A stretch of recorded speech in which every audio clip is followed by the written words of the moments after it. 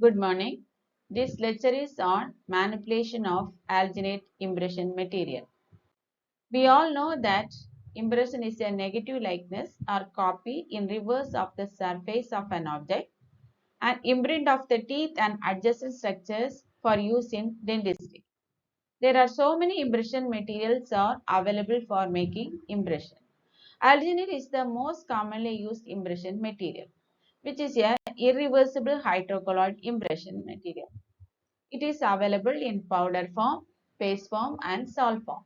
In the powder form contains sodium or potassium alginate, calcium sulfate which is the reactor, zinc oxide it's a filler, diatomates is the filler material again, potassium titanium fluoride is a gypsum hardener which speed up the setting reaction of gypsum material, sodium phosphate which is the retarder. The setting reaction of alginate is a two-stage process.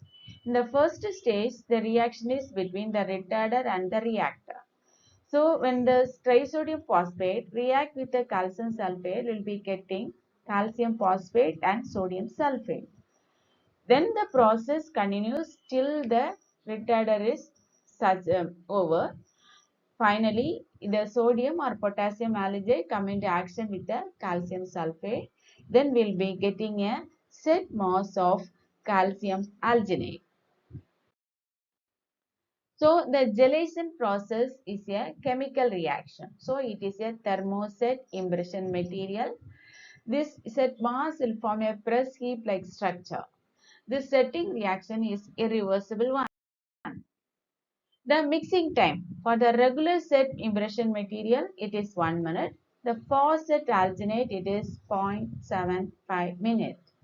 The working time is 1 and 2 minutes. The setting time is for the regular set it is 3 to 4.5 minutes and the faucet material is 1 to 2 minutes. Then let's see how alginate to be mixed. First we have to weigh the alginate powder.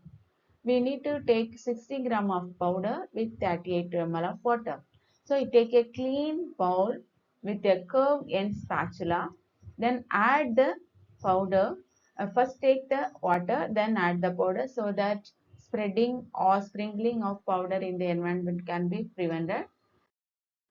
Once the powder is added, we need to mix the material along the surface of the rubber ball with a figure 8 motion so that we'll be getting a uniform mix. If you're not using a figure 8 motions, that is leads to trapment of air and voids in the final impression. For making alginate impression, we are supposed to use a rim lock tray, perforated rim lock tray. How to make impression? First, we have to load the tray. Then we have to position the tray in the patient's mouth. Make sure that the center of the tray coincides with the middle of the patient. Then we have to support the tray in the molar area. We have to wait till the material sets. Once the material sets, we need to remove the tray in single step. We are not supposed to shake the tray. If we shake the tray, that leads to a tearing of the impression at the interdental area. Once the impression is removed from the patient's mouth, we need to wash it under turning tap water so that food particles as well as the saliva will be washed out in the running tap water. Once the impression is clean, we need to disinfect with disinfectant agent. Then there are so many materials are available: sodium hypochlorite, iodoform, and povidone iodine.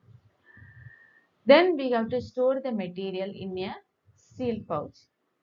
Then before sealing it, we have to evaluate it whether the material covers the anatomical area when the tray is centered, whether there is no voids and the periphery is rolled.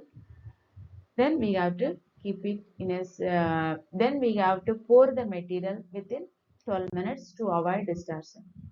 There are a lot of failures we can encounter in day-to-day practice like graining, separation of the tray and syringe material, tearing of the impression, voids, rough or chalky curves, distortion.